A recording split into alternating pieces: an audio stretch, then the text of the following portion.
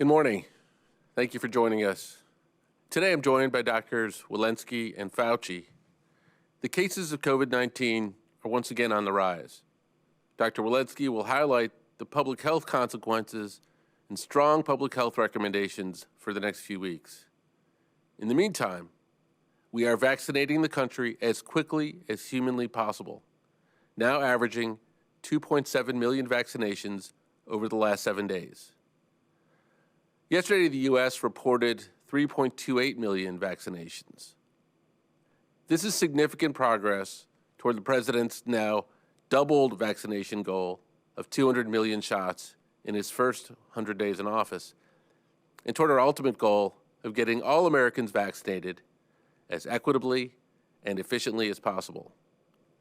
As we said on Friday, vaccine manufacturers report to us that they remain on track to meet their targets by the end of the month.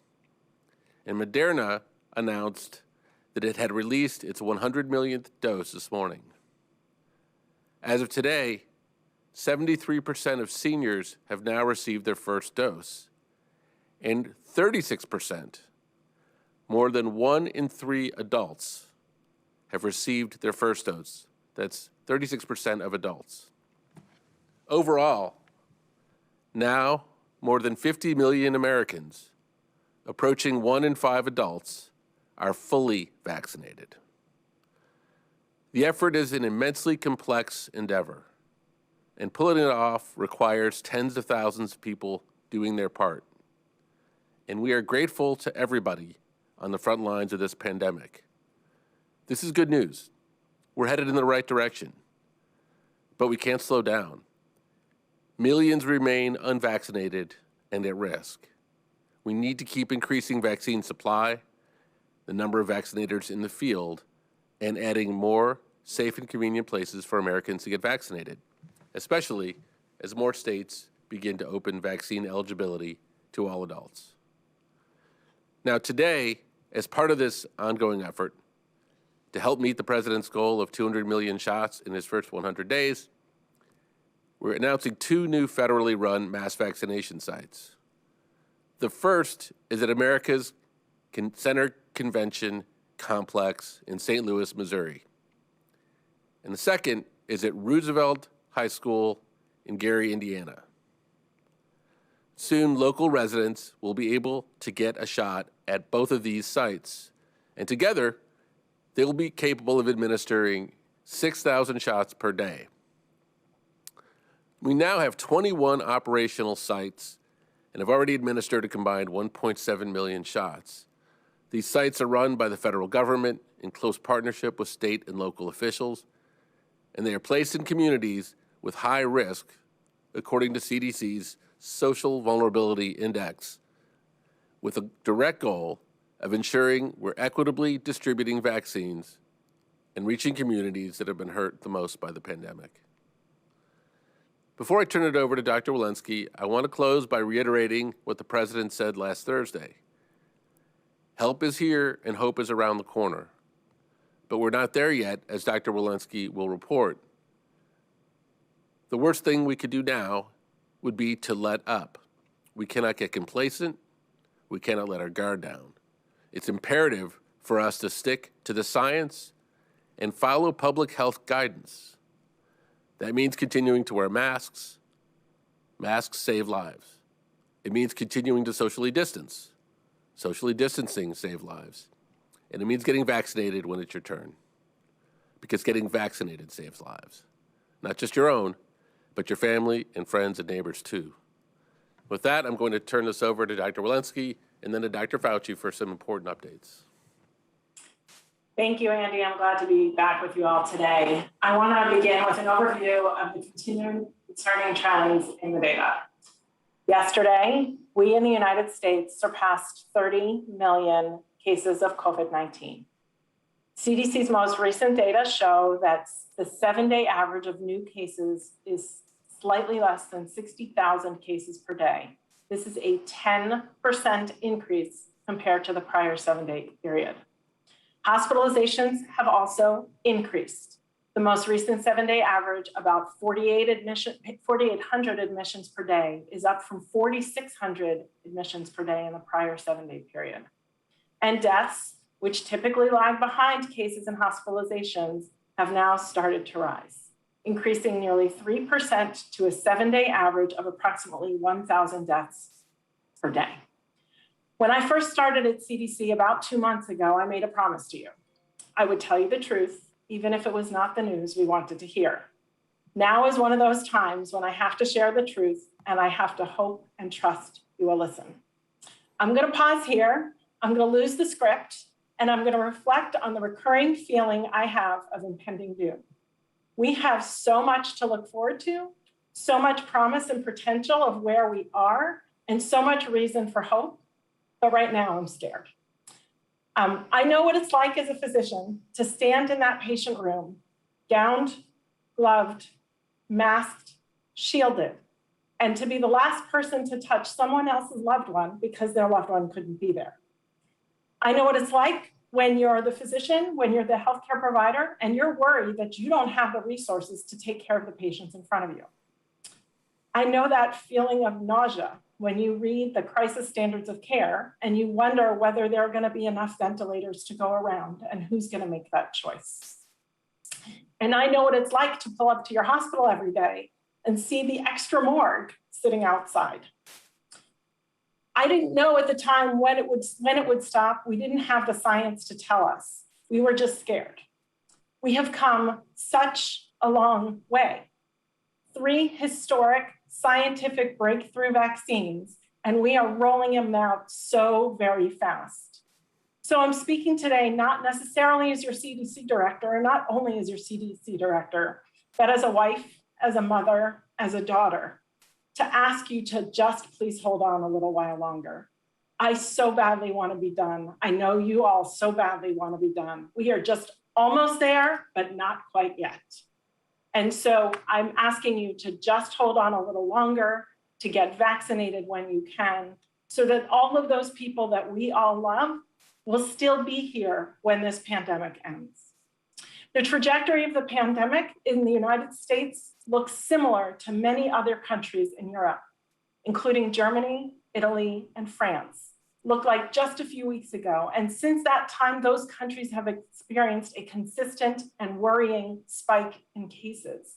We are not powerless. We can change this trajectory of the pandemic, but it will take all of us recommitting to following the public health prevention strategies consistently while we work to get the American public vaccinated.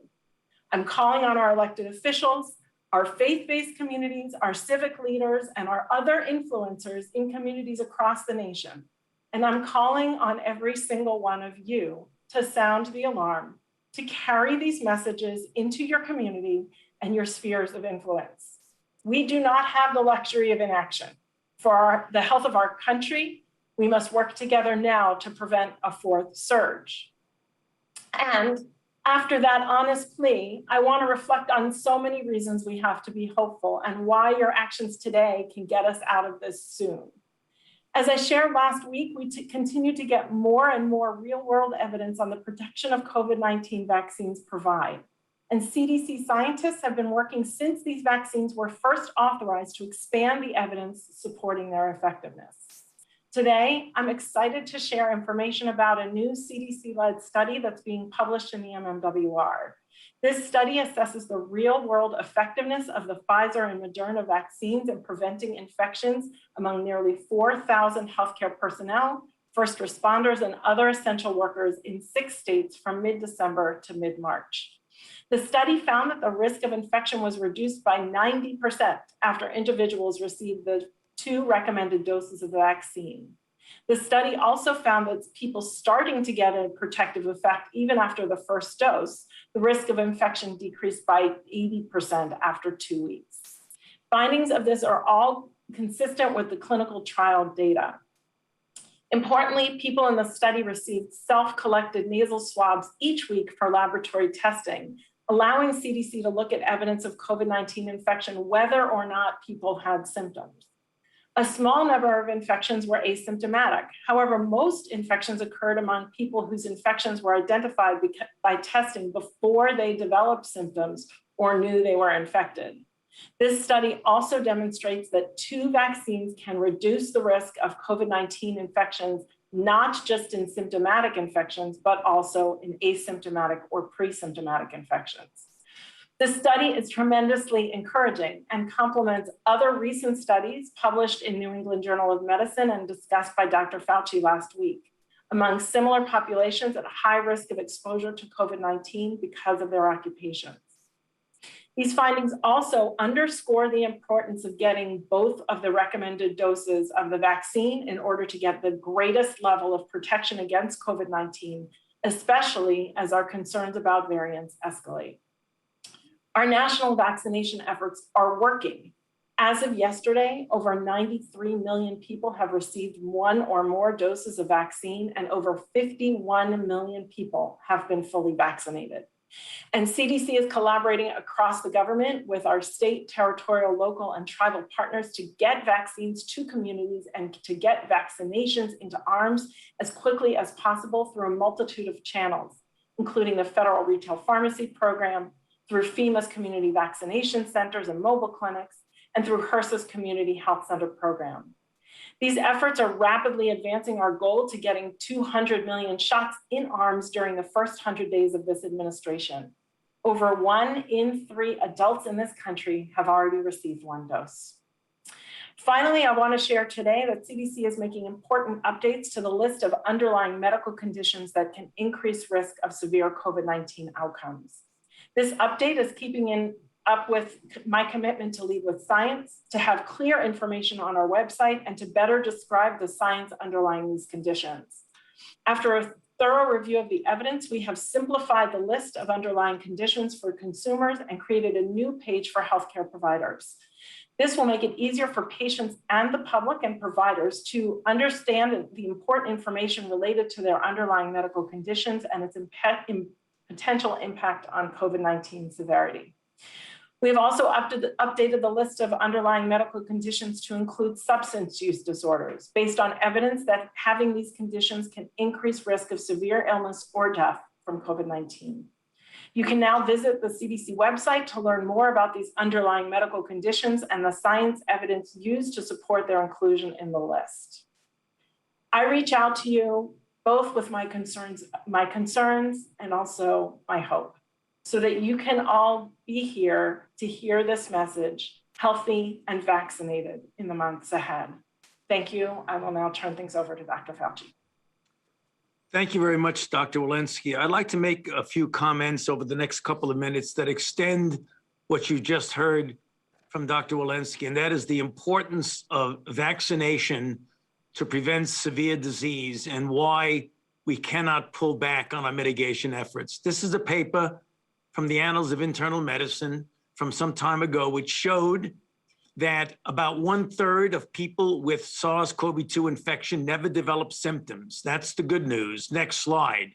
Of those who do develop symptoms, about 80% have mild to moderate symptoms, but about 20% or more have severe disease, with case fatality rates varying from a few percent to up to 20% for those requiring mechanical ventilation.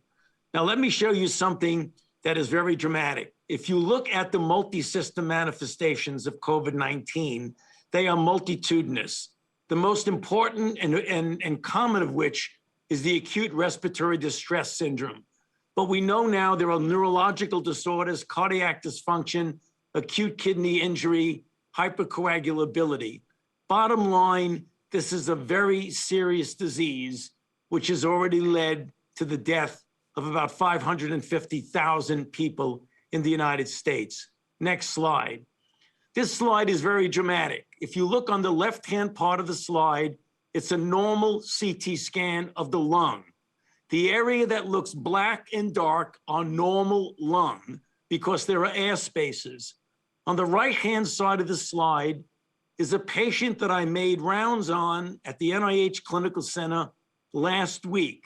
If you look at this, even a non-physician, non-radiologist can determine that there's something very, very wrong with the lungs on the right-hand side, with the white blotches being infiltration of the lung, that even with the patient being under the top medical care that we're giving them at our hospital, still may very likely have residual scarring of the lung after improvement. Next slide.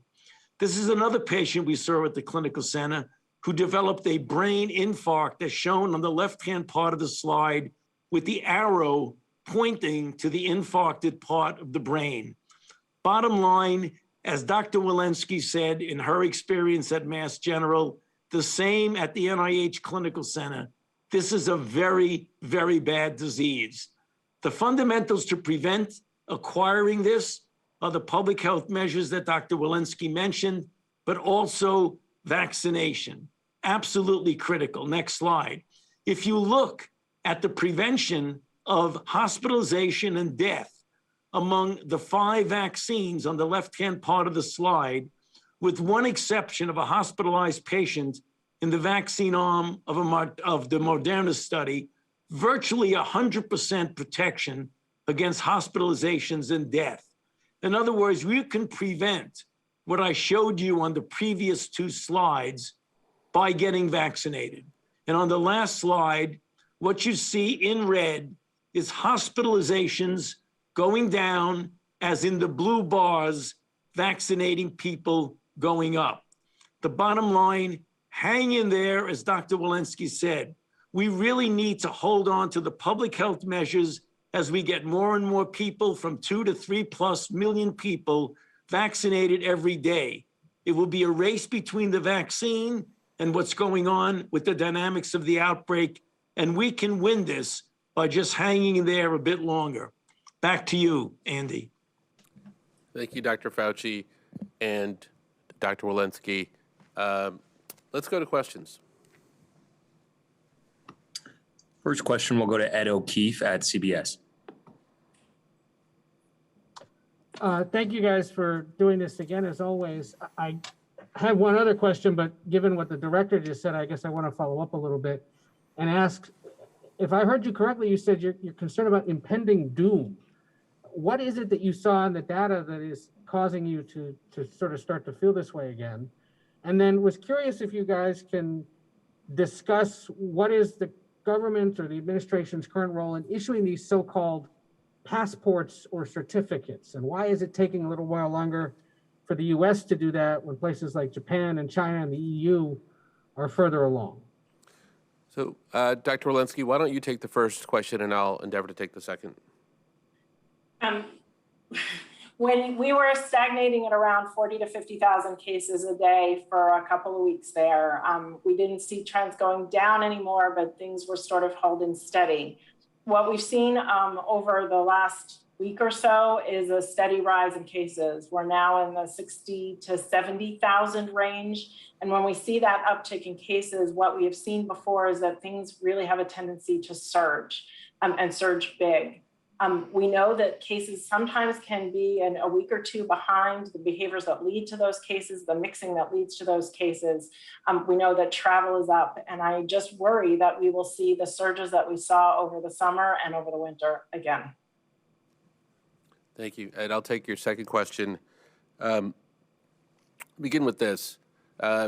We recognize this is a tricky and important subject, but the core here is that Americans, like people around the world who are vaccinated, will want to be able to demonstrate that vaccination in various forms. This is going to hit all parts of society, and so naturally the government is involved. But unlike other parts of the world, the government here is not viewing its role as the place to create a passport, nor a place to hold the data of citizens. We view this as something that the private sector is doing and will do. What's important to us, and we're leading an interagency process right now to go through these details, are that some important criteria be met with these credentials. Number one, that there is equitable access. That means whether or not people have access to technology or whether they don't. It's also important that we recognize that there are still many, many millions and millions of Americans that have not yet been vaccinated. That's a fundamental equity issue. Privacy of the information, security of the information, and a marketplace of solutions are all things that are part of what we believe in, as is the ability for people to access this free and in multiple languages. So I think you will see more from us as we complete our interagency process, but this is not slowing down the process in any way. Even though the government has its own needs, so does the private sector, and the private sector and other groups working together are marching in that direction. It is important for us, and we will be very clear about how that will happen, that the guidelines that I just talked about are part of that process. Next question. Next, we'll go to Chris Majurian at the Los Angeles Times. Hi, everybody. I wanted to see if you can specifically speak to why this rise is happening. Are you seeing it in restaurants? Are you seeing it in people's homes? Are you seeing it in the workplaces? And also, the administration has been urging people to be careful, since the new president took office in January. Why is the administration's efforts not working in this situation? Let's go around here. Maybe start with you, Dr. Walensky, and then Dr. Fauci. You come after that. Yeah, I think we're investigating some of these outbreaks at the local level with individual states. I think we are seeing that many of these states are opening up at levels that we wouldn't necessarily recommend. I am working with the governors. I will be speaking with them tomorrow to try and buckle down on trying to refrain from opening up too fast.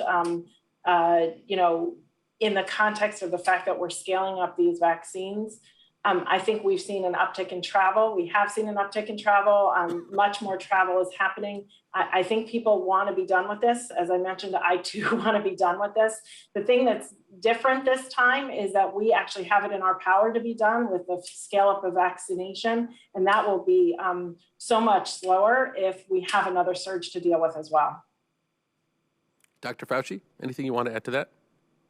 Yeah, I think everyone really needs to appreciate that we really do want to get back to normal as quickly as we possibly can. But I think one of the explanations in answer to the question that we just heard is that if we open up completely now, that is premature given the level of infection that Dr. Walensky described in her formal presentation. So that's the reason why we're essentially pleading with people, even though we have all of us an urge, particularly with the warm weather coming, to just cut loose. We've just got to hang in there a bit longer. And I think the reason we're seeing this plateauing and a bit of a little increase that we hope doesn't turn into a surge is because we are really doing things prematurely right now with regard to opening up. Chris, please, Dr. Perhaps one other comment on that, and that is our concern about variants. We've been watching the variants really carefully. We know about 26% of all sequenced virus is now the B117 variant. It is more transmissible than the wild type variant. So we're watching that carefully, and that may be one of the reasons if people are not doing the things, masking, distancing to protect themselves, this variant is probably less forgiving and more infections will occur. Chris, we recognize that it's difficult for people to both feel optimism and display caution at the same time. We believe one of the most important pieces of this formula that the public tells us is just clear, consistent, honest, direct, straightforward information. That's why in these briefings, as you'll see, Dr. Fauci talks very directly and shows data very directly, and Dr. Walensky presents information and recommendations very clearly. It's not always what people want to hear, but it's always directly what people, for the most part, say that they're looking for, which is just the straight story that they can assimilate and help them make decisions. We hope that they're hearing quite clearly a consistent message today, which is that we don't have a long time necessarily to be in this state with, but we are not out of this pandemic yet. If we do our jobs, it can be short as possible. Next question. Next, we'll go to Zeke Miller at the AP. Thank you all for doing the call. Just a couple of quick follow-ups on all of these points. Could you speak to specifically why you don't think the federal government is the right place to have set up a vaccination passport? I mean, the data privacy concerns and widespread adoption and equity concerns that you just raised, Andy. Wouldn't the federal government be best positioned to respond to those? In the case of, and then separately, when it comes to the travel and the virus guidance, Dr. Walensky, Dr. Fauci, should we expect to be hearing more from the president about the need for people to double down on these restrictions? We've heard him sort of obliquely reference some of these things. We have not heard the president sort of lead the charge on that. And then finally, Andy, sorry, Kevin, for the third question here. Can you speak to how the 11 million doses of J&J vaccine that are expected to be shipped this week will be sent, will be allocated to the existing formula, or will they be deployed in a different way? Okay, so we have vaccine passport, we have travel guidelines, which I will route to you, Dr. Walensky, and then we have 11 million J&J doses. Usually I forget the third question, if there's a third question by the time we get to it. Relative to the vaccine passport, we think it's very important for the public. Job one is for the public to become comfortable if they're considering taking a vaccine, why that is in their best interest. And we think all of the data and all of the results and all the impact in the slide that Dr. Fauci showed are the preponderance of the reason we're just so fortunate to be in this position relative to these vaccines. We do know that there is a segment of the population that is concerned that the government will play too heavy-handed of a role in monitoring their vaccinations, and that mandates will be coming from the federal government. And in point of fact, it would discourage people to feel like that was the role we were playing. So we think we can have the best of all worlds. We think we can essentially put forward guidelines and guidance, and given the federal government's source and role in society, for everything from the TSA to the VA to Departments of Health and Human Services, the CDC, I could go on and on. We have a major impact in what will get done. So we're putting forward our principles very clearly. We will be even more clear in the time ahead. And we believe, based on everything we know, that will influence the outcome in the way we described. So with that, let me ask you, Dr. Walensky, to see if you can address the travel question. Yeah, our recommendations have been very consistent with travel. You should have a pre-travel test. You should quarantine for 7 days. You should have a post-travel test, and then you should monitor for symptoms between 7 and 14 days. We have been consistently discouraging travel, saying please keep it limited to only essential travel. And what we're seeing now is more travel than we saw throughout the pandemic, including the Christmas and New Year's holidays. I think people have taken advantage of what they perceived as a relative paucity of cases, a relative lull in where we were, to take advantage of their time of spring break, of holiday travel. And what I would just say is, we've seen surges after every single holiday. And so, July 4th, Labor Day, Christmas, and we're seeing the uptick of that right now. So I would just sort of reiterate the recommendations from CDC saying, please limit travel to essential travel for the time being. Your final question was about Johnson & Johnson doses. And indeed, let me, to the premise of your question, Johnson & Johnson is due to deliver 11 million doses. And as a single dose regimen, that's an enormous step forward for the country. My message to the states, tribes, and territories and everyone else is get ready. This is an enormous opportunity to vaccinate more people. And tomorrow we will be talking with the governors and others about how we're going to split that up. Next question. Next, we'll go to Caitlin Collins with CNN. Thanks very much. I have two questions. One, if each of you could answer this, with the release of the World Health Organization report, can each of you say whether or not you trust the findings of this report? Maybe yes or no, or to keep it short. And then secondly, to CDC Director, Dr. Walensky, thank you for speaking so candidly about the data that you're seeing. But of course, that raises questions about restrictions that we are seeing be loosened in a lot of states. And also on the president's call for 100 days of mask wearing, do you expect him to re-up that call or extend it past the 100 days, given the numbers that you're seeing? Okay, Dr. Fauci, would you like to go first on the WHO question?